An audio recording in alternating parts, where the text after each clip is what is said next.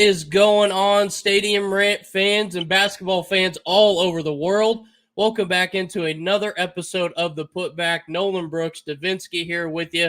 And man, oh man, do we have a special episode for you here today. But first and foremost, make sure you go check out stadiumrant.com. Go check out all of our podcasts we got going on, all of our original shows.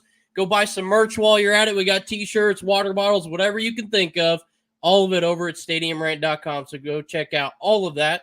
But let's not waste any more time here. I mean, we have a special guest coming on the show today, former national champion, Final Four MVP, Big 12 tournament MVP, Big 12 Player of the Year, consensus All-American. The list goes on and on and on. That man is Ochai Agbaji. Ochai, welcome into the show. Thank you for joining us today. Yeah, thanks for having me. How you guys doing? I'm all right. I'm great. Good. Davinsky's trying to not geek out a little bit here. This is our first NBA player on the show. You know, got to calm the nerves a little bit, but we're ready to go. Yeah, absolutely. Well, let's not waste any more time here. Ochai, let's turn back the clock. When you go back and look at KU and you're committing to KU, you know, what did that look like? You're an Oak Park guy. I'm a Kansas City native, so I know all about that stuff. But, you know, what was that process like of committing to KU and, you know, getting the phone call from Bill Self and all that? Yeah, I would say it's a very interesting story. I played soccer and basketball my whole life up until my junior year. Then I went all full basketball at that point. But when what really made me decide that was my first Division I offer from the University of Miami, Ohio. And that kind of made me see that, I can do something with basketball and kind of take this on and go somewhere special with this. And it wasn't until, so that was my junior year when I stopped soccer. It wasn't until the end of my senior year, basically, when I started getting attention and started getting that, getting those offers and ending committing up to Kansas. So it was really cool. And obviously, dating back and thinking back to it now, it was so long ago, but it literally feels like yesterday when I was there with Coach Self. It was after a game. They played Oklahoma State at Allen Fieldhouse, and they actually lost that game.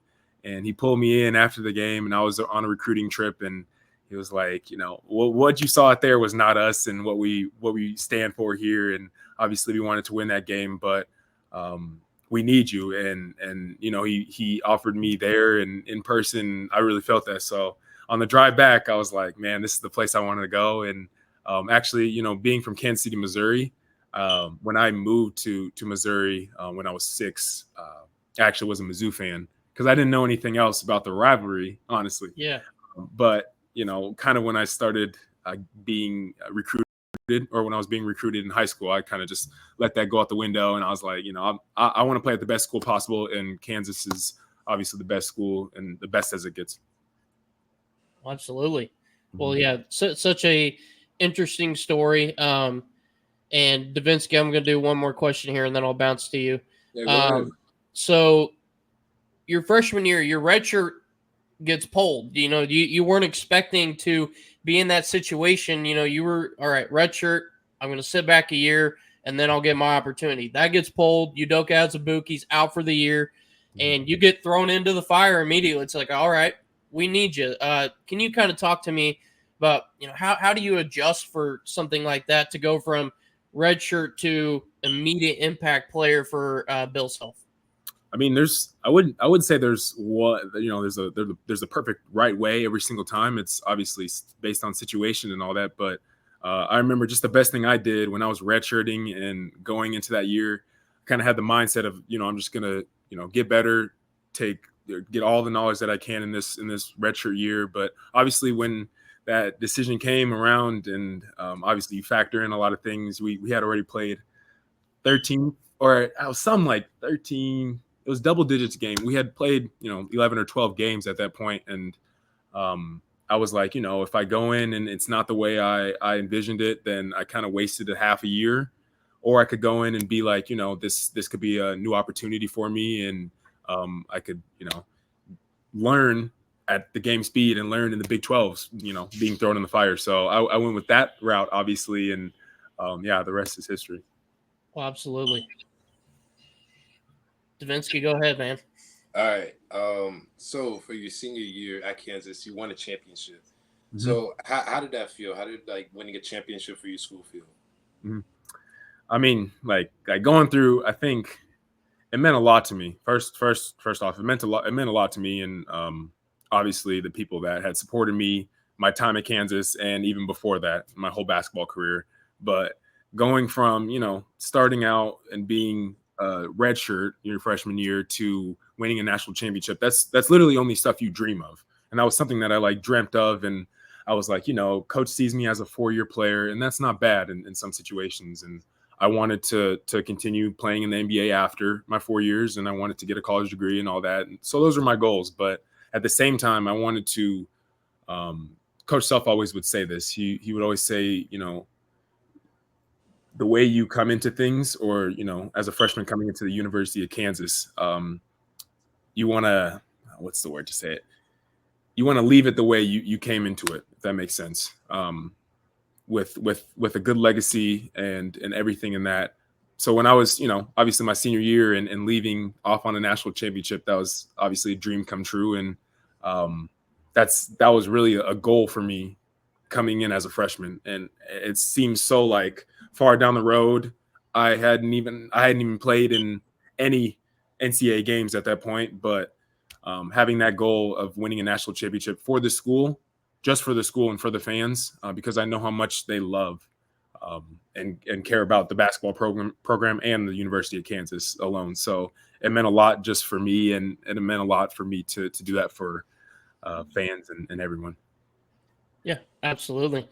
And just to keep talking about that senior year, I mean, you improved every year, and that was always a big thing they talked about, how you go from the redshirt situation every year. It seemed like you made a different jump just to get to that next level that you wanted to be at. What's the kind of prep that goes into something like that to take such big jumps? I mean, to go from, your freshman year and then you're NBA ready by the end of your senior year. What's the prep that goes into something like that? I mean, literally, it's countless hours of work, whether if it's in the summer or during the season. Within those 4 years leading up to my senior year, 3 years leading up to my senior year, it was ups and downs and battles. As you can remember, my freshman year wasn't the best year for Kansas, and my junior year wasn't the best year, and my sophomore year got ended short by COVID. So literally, I had the weirdest 4 years. Yeah, you still had the weirdest 4 years, literally not having a full season or a stable season. Even if we were winning, we got cut off short, or we had my junior year and that was limited fans in the building and all that. But it was just obviously a weird 4 years, but obviously to end it off that way is what I dreamt of. But there's just a lot of hard work that goes into it.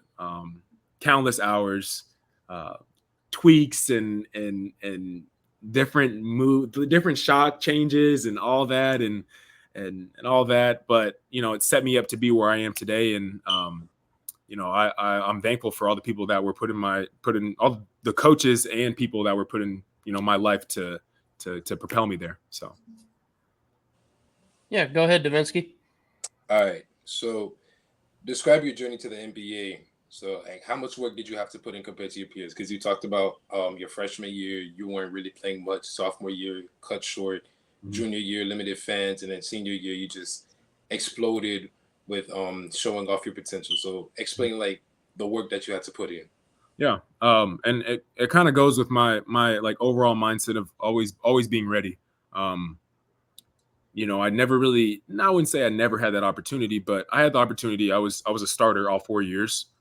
Basically all 4 years when I was there. And going into my senior year, I had the opportunity to be that guy and be the face of the team and be the leader of the team and that quote unquote best player on the team. And that comes with a lot of responsibility and even more hard work. So I learned then that, whether you do good or bad, the work never stops and it always continues.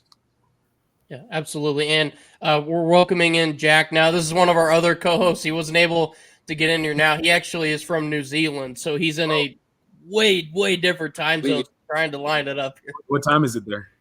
It's just going 6 a.m. now. Good morning. Yeah, very early morning for you there, Jack. Well, Jack, it's up to you now. Why don't you go ahead and ask your next question here? Wow, words.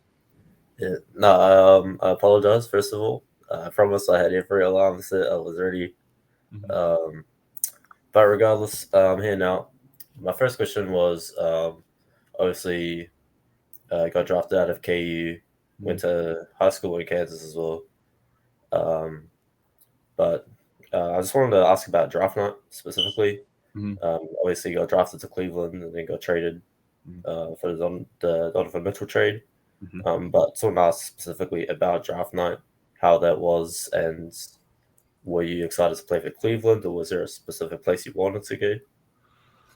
I mean, overall, it was really just a blessed night from the beginning, filled with family and friends, and sharing that with them was amazing too. And that's one of the nights that I'll never forget. And kind of your moment, stepping into the NBA and stepping into the business of it.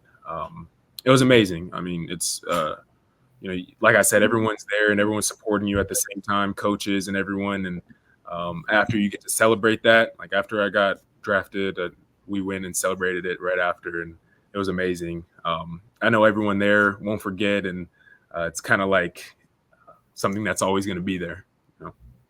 Yeah, absolutely. Well, I've always been curious to ask you this. Now that you've gotten plenty of looks in the NBA and you've gotten accustomed to it, how different is the pace of an NBA game compared to like a big time Big 12 matchup? I mean, I know like a lot of athletes will say, "Oh, well, if I'm at the D1 level, I'm usually pretty close to that pro spot if I'm in the right place." How close is that for you? I don't know. It's like going into my third year now. It's kind of crazy because like there's a big difference. I would say there's a big difference because people don't really realize. They would say that the NBA is faster, which it is, but at the same time, college is just as fast. But what the NBA has is like it's fast and slow. That makes sense. Like there's times where people walk the ball up, or like there's heavy isolation where it's one-on-one. And that slows the game down naturally. So it's not like I wouldn't say it's team oriented, obviously, but not as team oriented as college and like set plays and scoring and executing, because the defense is harder. 3 seconds in the lane, and you have that in college, you have that in college, or you don't have that in college, and then you have it in the NBA. It's like that's a big difference maker when it comes to offense and defense, I think. Yeah, absolutely. So no crazy Bill Self inbound plays in the NBA or anything? No. I mean, he's one of a kind. That's all I got to say. He's one of a kind when it comes to play calling and execution. Like that's something that, like not being coached by him, it's just something that you see like that he does so well. And watching the games, and like even watching the games now, 2 years out from when I'm being coached or being coached by him, I know what play he's running. And I know when he's gonna run it, because like I just know how the games go and the flow of the games. And he's a really good in-game what's it called? In-game adjuster. That's something that he does really well. And I see it in the KU games to this day. So I remember playing for it, and it's blaring to me. Maybe not you guys, but it's blaring to me. So. Sure. Davinsky, go ahead. All right. So we mentioned you getting drafted. So what do you do to prepare for an NBA game? Like, do you have any pregame rituals? Do you do anything like specifically? Because I know like certain NBA players, they may listen to certain music, or they may like, I don't know, dribble a basketball a couple times for example, or something like that. Do you have any like pregame rituals? I'm not the most like I got my rituals, and I got some of the stuff that I do the same. Like every single game day, I'd always take a nap after shoot around. I did that at Kansas too. Like I always try to nap before our games, because like get some time to rest, get off your feet. I always eat pasta before a game. I always have pasta before a game. At Kansas, it was spaghetti before every single game. All 4 years, every single game, it was spaghetti. And then now in the NBA, I kind of changed it to like a like a white sauce with like some vegetables and tomatoes and chicken, mushrooms in there, kind of just a blend of pasta. And I just get my carbo load before taking a nap and then waking up and going again. So All right. That's the NBA money. It's beautiful money. So There we go. We're back. Oh, did I cut out? No, you're good. We could hear you. Just the screen was frozen for half a second. You're good. All good. Jack, go ahead. So obviously with Toronto now, Mm-hmm. being I think 27 games you played last season. Mm-hmm. But you played with Utah for a season and a half. So out of all the teammates you've had so far, who is the funniest teammate you've played with in the NBA specifically? Ooh. Funniest teammate by far. It popped into my head. Chris Dunn. Chris Dunn, I played with him in Utah. He's a great guy. Been in the league for a while and kind of worked his way back into the league after being out for a few years, and kind of hearing his story and getting to know him. And obviously he's just an expressive, exhilarated guy. So he's always making jokes, always like having fun. So that's who I like to be around. And he was literally like 2 lockers from me, so I always heard him. You would literally always hear him. He's one of those guys, but he just has great energy, and I miss being around him every day. Yeah, absolutely. What would you say is maybe like your favorite memory or game so far in the NBA? I know the night you scored like your career high could be something like that, but what's your favorite game so far? Ooh. We play 82 of them, so it's kind of tough.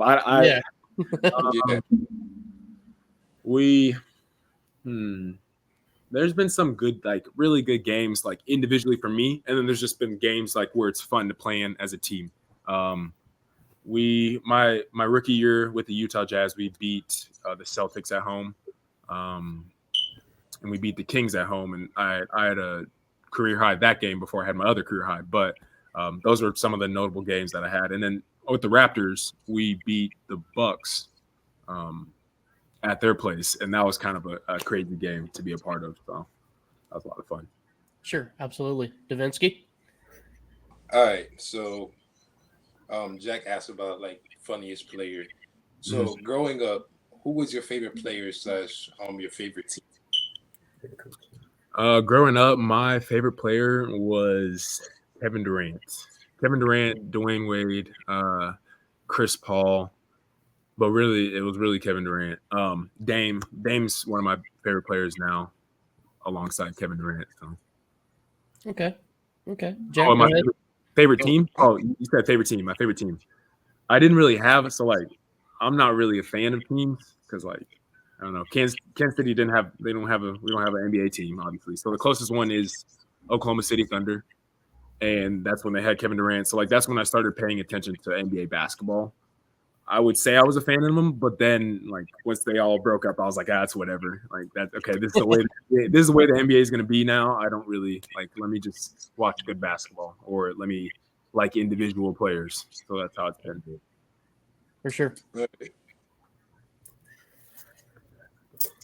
Me? Yeah, go ahead. My fault. So again, you're with Toronto now. So going into this new season, obviously you're playing starter minutes for a lot of the end of last season. As far as this upcoming season, what are you expecting as a team from the Raptors and for yourself? Yeah, I'm expecting big things. I'm expecting a lot of turnaround and a lot of more motivation coming to this year. I think there's a lot of guys that are hungry, especially after last season and kind of the way things went. I was only here like for the last 27 games, and still I felt that kind of not living up to what the Toronto Raptors, expectations are. So I think, going into this year, a lot of guys are hungry, and we've been working really hard this offseason as a team and individually to really, build chemistry. Because like I said, I just got here, or I got to Toronto in this past February, and they had made big trades before then, basically cleared out a whole team and brought in a whole new faces midway through the season. So kind of now like this is our first summer together. This is our first time really like gelling and meshing with each other. So we've had a lot of time to be in the gym with each other, and I think that's where it comes from, and that reflects onto the court during the season. It really does. Yes, absolutely. Ochai, who would you say is like your favorite player that you player you watched growing up, and now you've actually gotten to play against them? You know, what was that? Was there like a one big moment, like, oh, I guarded LeBron this night, you know, something like that? Well, I mean, like, so my job on the Raptors going into the season and kind of last year too, and it was with the Jazz a little bit, kind of being that defensive stopper. So I would have night in, night out, you know, you pull assignments like Paul George, you know, Kevin Durant, Dame, like those guys just to start off, and those are names to just start off. But like, there's so many talented players on every single team, and stepping up to the challenge of guarding the best player, I think it's so much fun. And like guarding Kevin Durant, I guarded him last year at all the games we played, guarding him, and it was like he would score sometimes, and it's like, you know, you got to give him that, but like when I would get a stop, you know, that's always kind of a good feeling, and like it's always fun going back and forth and having that battle with such a talented player, because it's like they'll do stuff or you'll do stuff to literally negate everything that they have, and they'll still make the basket, and there's literally nothing you can do besides foul them or, you know, not put a hand up. So it's really I mean, the talent in this league is out of this world at this point, you know. I think so. Absolutely. All right, so you just mentioned being a defensive stopper. So who do you think, in your opinion, so far in your time in the league, was the hardest player that you had to guard? Hardest player. It's a weird one. Not something you guys would think about, but he gave me problems when we were playing. It was Norman Powell. He was with the Clippers. Oh, wow. It's just someone you would not think of. Just someone you would not think of. But he like literally gave me 30. Was, you know, foul baiting me on all these. I was a rookie, and he's getting all these calls from me and shooting all these free throws. But yeah, he was the guy, and I would say Shea too. Shea's a tough guard because he has a lot of counters, and he has really good footwork too. So like when you think you have him stopped in the lane, it's not like, you know, it's not like he's really done moving or, you know, moving off that pivot foot. So he's really talented, and obviously there's a lot of other tough guards, but those are the two that are really tough. Sure. Jack? No, obviously we've had some interesting takes from the younger guys in the NBA on who they believe the GOAT is. Obviously Brandon Miller came out last year and told everyone it was Paul George. Which I love Paul George, but yeah. You know, so, everyone has their own opinions. I believe. I mean, everyone has their own opinions. Everyone has their reasoning for their own opinions, too. And what is yours? I would say the GOAT is LeBron. Yes. More of longevity, but I understand the weight of literally Michael Jordan and what he did. That's insane what he was doing. That's insane what he was doing. Like that's never going to be done. That's never going to be done again. What he was doing. And watching what he did on the court, like live games, watching him what he did on the court was crazier because everyone knew what was coming. You know, like everyone knew what was coming. Everyone knew he was going to get to a spot, and he still got there and made it. At game point, just a normal shot or the first shot of the game, like he was making those shots. So like watching that's crazy. But being like the longevity of LeBron James' career that's it. I think that's it. And the success he's had in all of those years is crazy. Is to maintain that amount, to maintain that for that long is like, it's hard. It's actually really hard to do. Like nobody else is doing. No one else is probably going to do what he does, or that's what I think. So that's why I think he's the GOAT in my opinion. Still playing, and he's being called the GOAT, and he could play for the next 5 years and dunk all over people and still get, you know, he could literally go until he stops himself. That's what I feel like he's literally. Right. So for sure. Love Love that answer too. I think you got some LeBron fans in here, so I mean, Nice. Yeah. Good. I I mean, definitely. that debate, I never even really I never have that debate as much as you would think I do. Oh Like, yeah. it's kind of like everyone on, like, especially in the NBA, that debate's not really talked about as much because, like, the coaches are going to think like Michael Jordan, and the players are all going to think LeBron James because we're playing against him, and he's been Yeah. playing since we were born, or he's been playing since whatever. Like, before we even picked up a basketball, he was in the NBA like at 18. So Yeah, Yeah. for sure. Kind of going back to the environments that you played in. I mean, you played in some of the toughest Big 12 environments in the country, and then you played in some of the toughest NBA ones. You talked about going and beating Milwaukee in their house. What would you say is a tougher environment, going on the road in the NBA or going on the road in the Big 12? it's definitely going on the road in the NBA. Definitely going. Actually, you said in the Big 12. On the road in the Big 12? On the road in the Big 12 is harder because you have road trips in the NBA where you're on the road for a certain amount of games, Sure. like 4 or 5 games, and it's a 10-day trip. You're going to be on the road. You got to manage that. Like, it's not going to be like a hostile crowd every single night. Like, it's going to be crowds in there, but they're obviously going to be going against you. But it's just like it's not like as hostile as Big 12, when Kansas. It's not like going into the purple octagon at K-State. No, it's not like walking into K-State, or it's not like walking into Texas Tech and the Big 12 is on the line and you have to win and literally everyone is against you in there. I think those are the best games. I like actually playing on the road now in the NBA because of that reason. Sure. Prep you. Yeah. It's like you're naturally more locked in, because if you're not locked in on the road, then it's a blowout, even in the NBA. So you got to be locked in, and that kind of forces you to really be like, this is all we got on the road because no one else in here is supporting us, type deal. So I think it's fun to play on the road. At home, you're expected to win. That's why it's harder. So for sure. Davinsky? All right. If there was a past player that you could either play with or play against, who would it be? There's a past player. Who I would like to guard Gilbert Arenas. I would like to guard Gilbert Arenas, and I would like to see how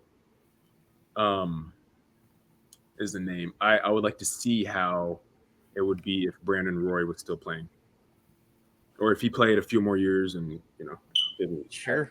Yeah. Sure. That's a tough answer. Mm-hmm. Jack? Okay. I've dug into the archives, moment. So you used to be a soccer head. Mm-hmm. So tell me how the two sports correlate, how soccer's helped your basketball, and what you prefer. What would I prefer? As in, like, what sport you prefer playing? Obviously, you're a professional basketball player, but like, oh no, I prefer playing basketball for sure. But yeah. I still play soccer. I still play soccer now, even till now, and I think it's actually very, very helpful, because the time when I wasn't playing soccer, like after I stopped and I quit and it was just basketball, I mean, I didn't notice it right away, but like I think it was like when I was in college, I was like my not that my feet aren't as where they were, but like I noticed there was a definite like drop off in my footwork just by not being aware, and like, because like in soccer you use your feet all the time. Obviously, you use your feet and you're aware of your footing and cutting and like placement of the ball, and like there's a lot of thing that goes like into having that lower body stabilization. And using that, and when it pertains to basketball and when it's moved over to basketball, it's like you don't even think about it. It's kind of a second thought because your mind's trained in the soccer way, and that obviously benefits you in that way too. So I think footwork is the biggest thing, obviously. Yeah. Absolutely. Davinsky, did you have one more question for Ochai? Yeah. My final question is, so we know there's a lot of trash talk in the league, and we know like guys sometimes will have like really dirty mouths, but during the game, do you like trash talk yourself? Nah, I don't trash talk.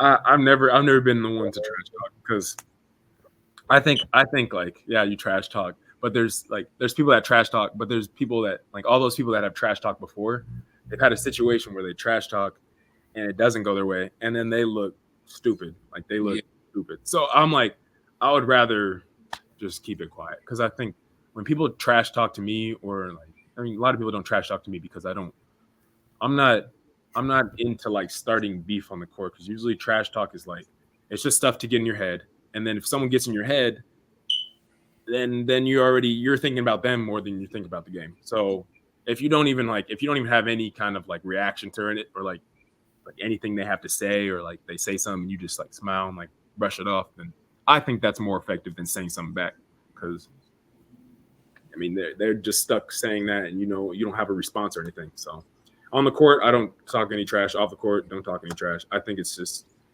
a preference for some people. It can get some people going. It can get some people motivated, give them some extra motivation. But like, for me, that's never been me, and I feel like it kind of skews me. It skews me off if I get into that talking trash and all that. For sure. Well, Ochai, I have one final question for you here. I was curious, who was the toughest teammate that you had to guard when you were at KU? I mean, I know you played with countless amounts of talent. Christian Browns, Dotson, Udoka. I mean, it's all across the board. But who's the toughest teammate that you had to guard in like practice? I remember my freshman year. It was LaGerald Vick. There you go. Okay. It was LaGerald Vick. Yeah, my freshman year is LaGerald Vick and Dedrick Lawson. I mean, obviously the bigger guys. If they're bigger than you, it's obviously tough to guard. And then from there, I think the toughest guard from that point on was Doak. Doak, okay. Like, anytime you get into a situation where you're behind Doak and you're trying to get in front or something like that, and you're not getting around, and he gets the ball, it's like it's 2 points or a foul or an elbow to the face or something. So sure, he's I mean, his year there, and obviously he's still in the NBA now, but like, he's just a very dominant presence down there. And I don't think people understand, like, even till now, understand how much of a presence he was down there. Because like, playing with him, being on the same court as him, it was literally, we would practice, and that's why I said like executing when it comes to Coach Self. We would execute throwing to the corner of the backboard. Like, when he has a post up and he has his arm extended here, throwing to that corner of the backboard. So all he has to do is just catch him and go up and finish. So it's like, that's something that was trained. And when we needed 2 points in the game, we'd run a play and throw it into Doak, and he would dunk it. But you would be like, why does it look so easy every time? Because we practiced it 40 billion times over the span of the season. So that's Coach Self for you. Yeah, absolutely. Well, Jack, any further questions from you? I don't know if this has already been asked, but just like real quick, you have a specific welcome to the NBA moment? No, I haven't had a well, yeah, my welcome to the NBA moment was when I was traded before I even played a game with Cleveland. Like, getting a call and being traded, and it's like, dang, you got to pick up all your stuff and move. But like, being traded in the middle of the season this year was like, that was different, because when I got traded from the Cavs to the Jazz, the season we hadn't even started practicing yet. So I was just gonna move. I was about to actually go move into Cleveland before I got traded. Good thing I didn't even go up there. So I got traded, and then I went out to Utah, and then immediately started with them. And like, yeah, it's like being traded in the middle of the season, though. It was like, I'll tell you guys that story. So when I was traded from the Jazz to the Raptors this year, it was in February. It was right before the trade deadline, I think, ended. So it was kind of late. Like, I wasn't really expecting it, honestly. Kind of heard some, they have trade rumors and stuff, and like, there's some like, talk and buzz. And Kelly Olynyk, the person I was traded with, he came up to me, I think, the day before, and we were playing in Phoenix. I was with the Jazz. We were playing in Phoenix. So we went on the road, we left. And during that travel day, he was like, oh, my agent, or like, some teams have been calling me about you. Like, teams have been contacting me about you, and all that. And he's been having conversations, and I was kind of asking him like, what teams and all that. And I was like, I haven't heard anything, but literally, from him, I started hearing things. And that next morning, so we were there in Phoenix. We got there that night, and that next morning, I got woken up from my agent. He called me, and he was like, "Yo, you're going to Toronto." But he obviously, like, the night before, he kind of like said that might be a possibility. He confirmed the rumor, said it might be a possibility. We don't really know. They're trying to get you. Talking about Toronto was trying to get me, trying to make something happen. So I was woken up in the morning, and literally from that point, from in Phoenix, I was technically a part of the Toronto Raptors. So I couldn't travel with the team or with the Jazz. Like, I stayed in my room, and then they got us flights back to Utah because I had to go get my passport. I didn't bring my passport because we're traveling domestically. Yep.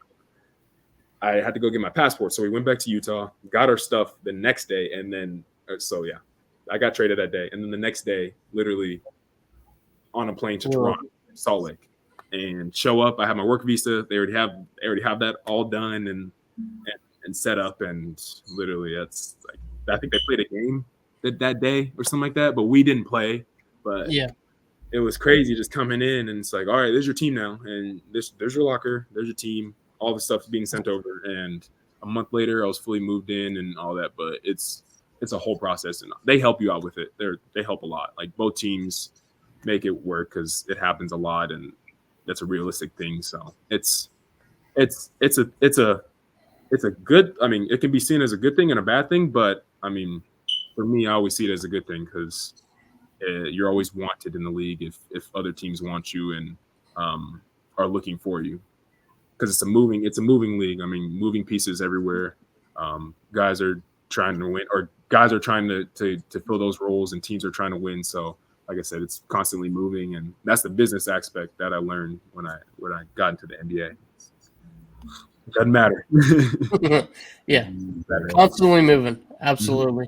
Yeah, but that's the fun thing too. I think is there was no like if I was going to the league, or even if I was, I wasn't in the league and I was like going to the league, I was like, I wouldn't have envisioned myself living in Toronto ever if I wasn't playing for the Raptors. So it's kind of like it's a cool experience, and Toronto's been nothing but great, and it's a great city. It's really busy and really fast paced, but that's something that I never really have been accustomed to, and I like it. So it's been working out, and I'm really excited for this year. So.